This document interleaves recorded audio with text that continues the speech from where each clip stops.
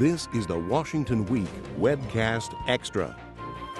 Hello and welcome to the Washington Week Webcast Extra, where we pick up online where we left off on air. I'm joined by Michael Duffy of Time Magazine, Doyle McManus of the Los Angeles Times, Beth Reinhardt of the Wall Street Journal, and Phil Rucker of the Washington Post.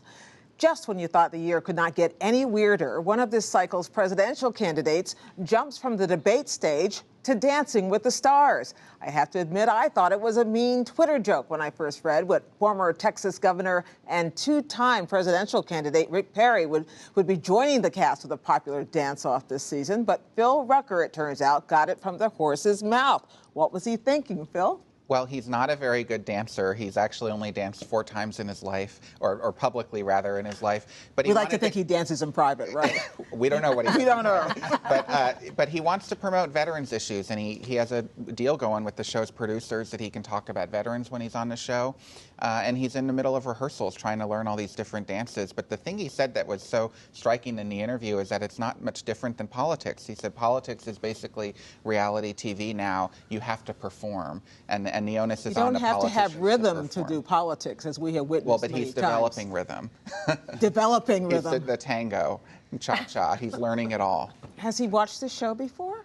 He said he'd watched it about a half dozen times. His wife, Anita, has watched it a little more than him, but he's hardly a fan. He did go back to look at tapes, though, and Geraldo Rivera, he said he would never want to dance like Geraldo or dress like Geraldo. Who was kicked off after the first episode. Not that I watched the show, I'm just saying. I read that somewhere. Okay. I guess the back problems that plagued him in the last campaign are solved, I hope. We'll find out in that first season premiere. I know you'll be there watching. I'll read what you write. How's that? How's that for you? Hey, Beth, let's talk about some down-ballot questions this week. We were watching, at least earlier this year, very closely what was going on with John McCain in Arizona and Marco Rubio, who changed his mind, decided the Senate was a good place to be after all, in Florida. They both won by pretty healthy margins. Neither of them are exactly in the Trump camp. What does that mean, if anything? Well, they had flawed opponents. Marco Rubio ran against someone who was not known in Florida. He's obviously very well known as a former House Speaker, as a presidential candidate, as a Senate candidate. And indeed, he crushed his opponent and has also been keeping his distance from Donald Trump. It's interesting that you mentioned John McCain. When Trump gave his speech in Arizona, and one of the warm-up speakers said, hey, how about our hometown senator winning his primary? The crowd booed. So that tells you something about the disconnect between the Trump support and the Republican Party. Let's talk a little bit about the debate prep. We heard today, this is Friday, September 2nd, about who the debate moderators are going to be. But I'm also curious about how these folks prepare for these debates, not just not the moderators at all. I may know a thing or two about that. It's very hard. But the candidates, how do they do that? Who do they show up? Who plays the other people on the stage? How do they pull this off? Well, like everything else in this campaign, Gwen, you're talking about an asymmetrical situation. They seem to be going about it in 2 different ways. So let's start with Hillary Clinton. She's doing it the classic way. You start with all the briefing books, you start with all the questions and the answers. Hillary Clinton, the wonk extraordinaire, basically has that all down. So the main thing is, you need somebody playing the other candidate, and you've got a whole murder board of people figuring out what kind of questions is the other candidate going to throw you. As far as I know, we still don't know who's playing Donald Trump in the Hillary Clinton debate prep. That's been one of the best guarded secrets. But the real problem is which Donald Trump is going to show up. Is it going to be, and last week's news in Mexico and Arizona was a good example, is it going to be the statesman-like Donald Trump of Mexico City or the ferocious attack dog of Phoenix? My money is on the attack dog, which means that Hillary Clinton has to be ready for the sucker punch about her family finances or Bill Clinton's peccadillos that comes from I keep thinking back to the Rick Blasio Senate debate when he decided he was going to be the attack dog and go after her, and she walked away looking like the victim. There's an antsy thing to running against a woman. True.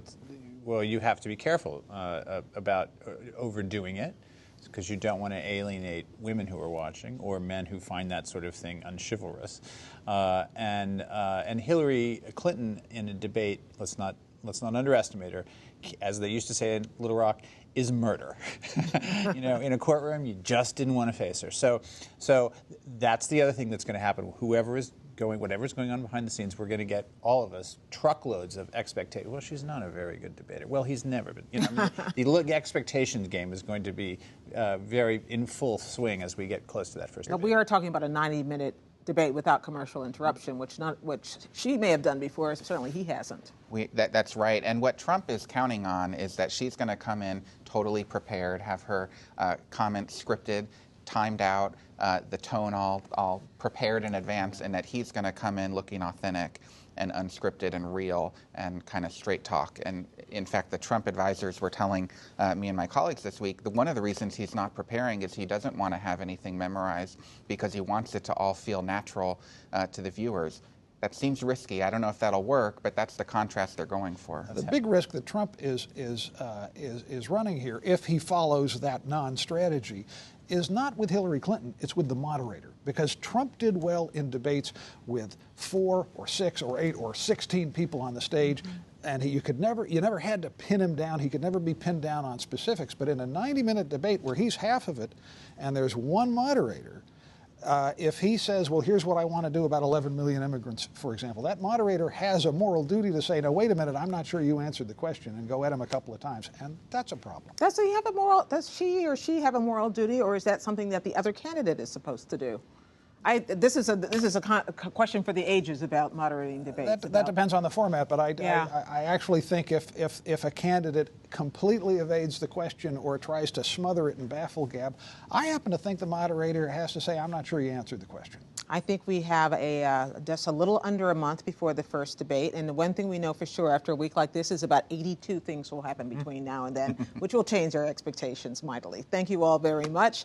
We're off to brush up on our cha-cha so we can watch Rick Perry. You can too right after you take this week's political news quiz. You can find it at pbs.org/Washington Week.